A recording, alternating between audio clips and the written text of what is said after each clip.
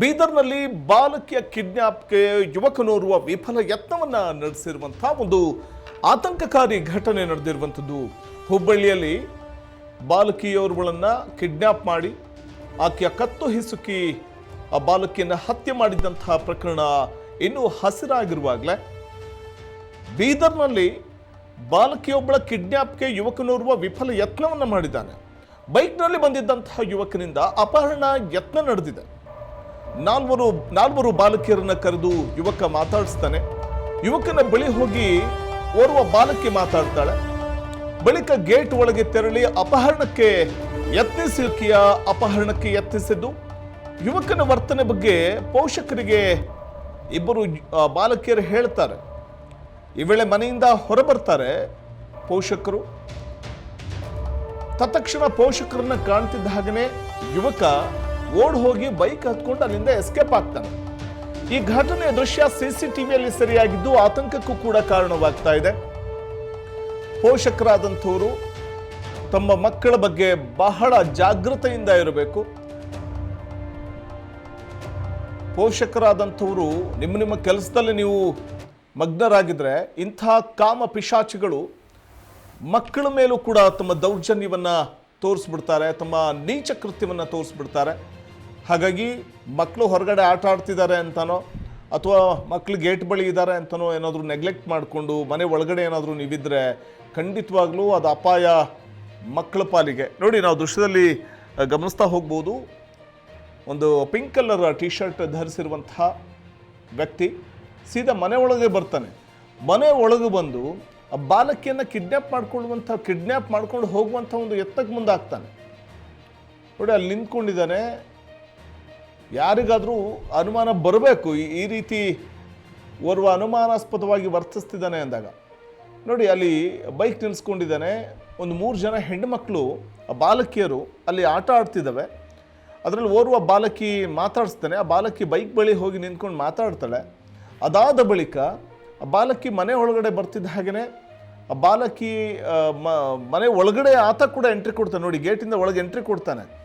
ತತ್ಕ್ಷಣ ಪೋಷಕರು ಹೊರಗೆ ಬರ್ತಾರೆ.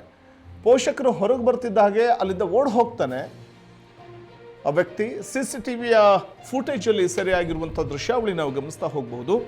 ಎಂತೆಂಥ ಕಾಮ ಪಿಶಾಚಿಗಳು ಇವತ್ತು ಸಮಾಜದಲ್ಲಿವೆ, ಎಂತೆಂಥ ಕಾಮಾಂಧರಿದ್ದಾರೆ ಇವತ್ತು ಸಮಾಜದಲ್ಲಿ, ಎಂಥ ಆಧುನಿಕ ಕೀಚಕರು ಇದ್ದಾರೆ ಈ ಸಮಾಜದಲ್ಲಿ. ಇದ್ರ ಬಗ್ಗೆ ಪೋಷಕರಾದಂಥವರು ಜಾಗೃತೆ ವಹಿಸಬೇಕು. ನಿಮ್ಮ ಮನೆಯ ಪುಟ್ಟ ಮಕ್ಕಳನ್ನು, ಹೆಣ್ಣು ಮಕ್ಕಳನ್ನು ಕೂಡ ಬಿಡದಂಥ ಕಾಮ ಪಿಶಾಚಿಗಳಿದ್ದಾರೆ, ಕಾಮಾಂಧರಿದ್ದಾರೆ. ಅಂಥವ್ರ ಬಗ್ಗೆ ನೀವು ಜಾಗೃತಿ ವಹಿಸಬೇಕು.